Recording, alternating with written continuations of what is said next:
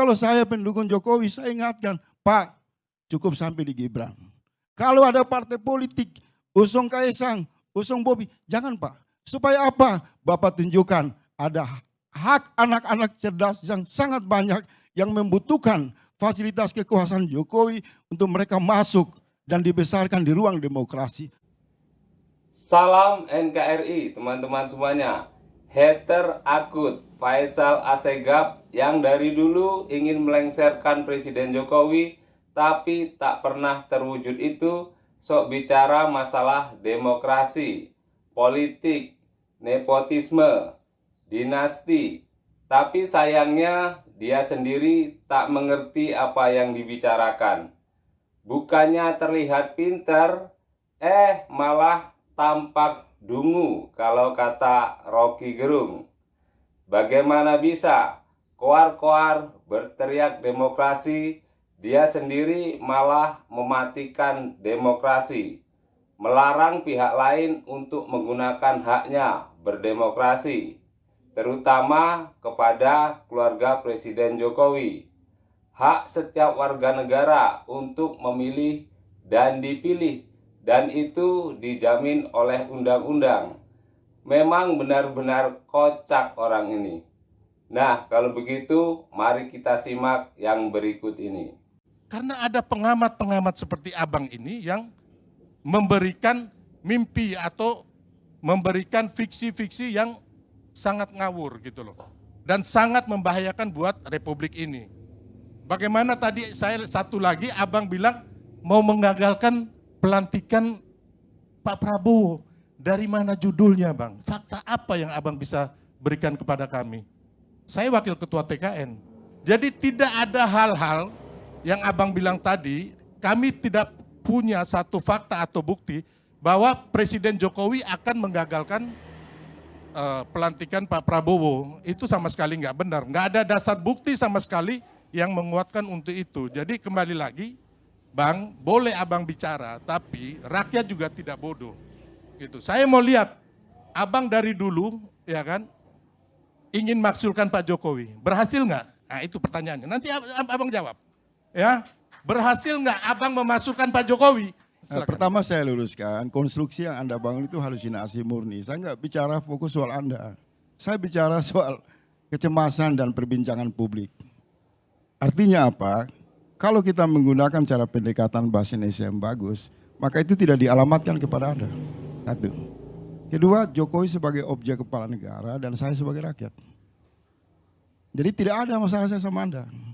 Tadi kan saya bilang 2 kali. Saya memberi ruang bagi pendukung Jokowi, memberi pembelaan kepada Jokowi terhadap tujuan penggunaan yang namanya aset satu-satunya, dinasti politik. Silakan. Silakan. Tapi semua argumentasi itu dikumpulkan, rakyat itu cuma mengatakan, kok Anda hanya memilih satu keluarga orang kaya yang kebetulan presiden, tapi Anda mengabaikan puluhan juta anak miskin yang juga memiliki potensi, yang bisa jadi kepala daerah, yang bisa jadi wakil presiden. Seolah-olah kenyataan ini dihentikan dan hanya berputar-putar Kaisang, Gibran, dan lain-lain. Ini perbincangan puluhan juta orang. Kalau Anda melawan ini, saya kira kita akan berhenti kemudian menyimpulkan ruang demokrasi tidak lagi mencerdaskan cara berpikir kita. Maka kesimpulan mereka bertiga ini punya hak dipilih nggak Bang? Oh sebentar, Iya dong, jawab saya dulu 2 kali memberikan kesempatan bahwa pendukung Jokowi bebas untuk mendukung dinasti politik. Ingat itu, dalam posisi sadar dan tidak bermimpi, hak itu saya berikan. Yang kedua, kalau ruang demokrasi tidak mengkonstruksikan kemampuan mengedukasi publik benar salah, maka menurut saya usulkan perbincangan menyangkut dinasti politik di rumah sakit jiwa saja. Karena kita tidak ada pilihan baik buruk. Ada satu kelompok yang berkuasa, bapaknya presiden, terus nasib yang dimaksud perubahan itu adalah anaknya, istrinya, iparnya. Ini bangkrut secara moral. Kalau Anda berdiri sebagai relawan perubahan yang berdiri bersama Jokowi, mendukung anak petani, mendukung orang-orang miskin, saya akan bersama Jokowi. Tapi yang didukung itu kan anak presiden. Malu kita, sangat malu. Modal yang diambil itu di pusat sentrum kekuasaan. Orang yang memiliki seluruh fasilitas, yang mengendalikan partai-partai politik. Tidak ada moralitas berdiri di sana secara tegak untuk membela penguasa dengan deal politik seperti itu. Tapi kalau relawan-relawan Jokowi membuat survei, mencari anak-anak petani, anak-anak nelayan, guru-guru, dosen-dosen, orang-orang miskin diperjuangkan di dalam arena pilkada, saya mendukung Jokowi. Baik, Kira-kira seperti itu. saya kira cukup. Jadi saya menghargai perjuangan kawan-kawan dengan berbagai retorika memoles untuk satu kepentingan keluarga kecil yang berkuasa, Jokowi. Top, lanjutkan. Saya tidak bermimpi. Terima kasih. Gini Bang, jadi intinya siapapun kita sesuai undang-undang saja Bang ya. Kita mau ngomong ya mereka punya hak Saya tidak untuk protes. dipilih. Dan Anda begini, kampanyekan saja. masyarakat pun Jangan di saya nggak protes. masyarakat pun suka ya. Bang Bobi menang di Sumatera di Medan. Mas Gibran juga menang di Solo dan itu suaranya mayoritas Bang. Dan mereka bisa kerja. Mereka tidak korupsi. Apa etika yang dilanggar? Itu aja. Kalau soal itu saya tambah sedikit. Ya. Jangan menafikan dugaan publik, penggunaan fasilitas dengan ugal-ugalan itu namanya korupsi politik. Itu ada faktor kolusi. Fasilitas apa? Abang coba Mau sedikit Perincikan, saya kasih silakan. jawab. Saya mengcapture jutaan Silakan. orang yang berbincang di media sosial, bukan saya pribadi. jangan sebentar. Enggak, sekarang buktinya apa, Bang? Abang kan ngomong harus berlandaskan fakta dan bukti. Saya mau kasih bukti. Ya, silakan. Kalau dia bukan anak presiden, kalau dia bukan menantu presiden, tidak ada kepatuhan partai-partai politik untuk mengusung mereka. Nah, Itu ini sangat Abang rasional. Abang masih minim nih dalam berpolitik. Loh, Sorry ya. itu Begini, kenyataan. Bang. Politik itu Korupsi ketua itu. partai mau dia mendukung orang yang menang. Bukan orang yang kalah. Kalau- Bukan kepatuhan, Bang. Pak Jokowi habis ini selesai lengser ke Prabon. Yang akan jadi presiden itu Pak Prabowo. Jadi nggak ada hubungannya dengan Pak Jokowi.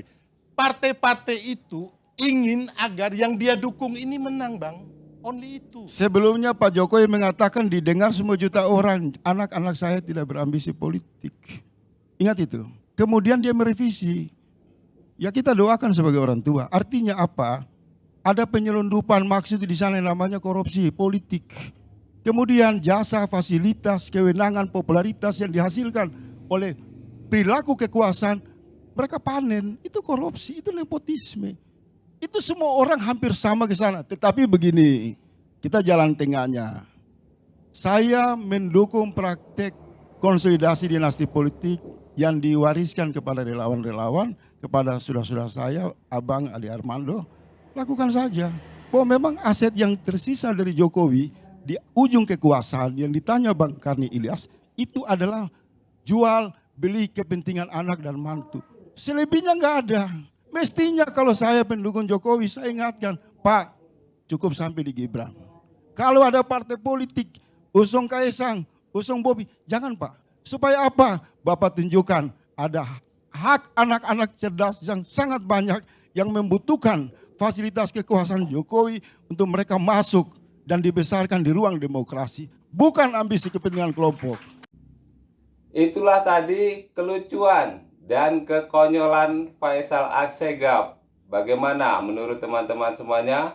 Terima kasih sudah menonton. Salam NKRI. Hurrah!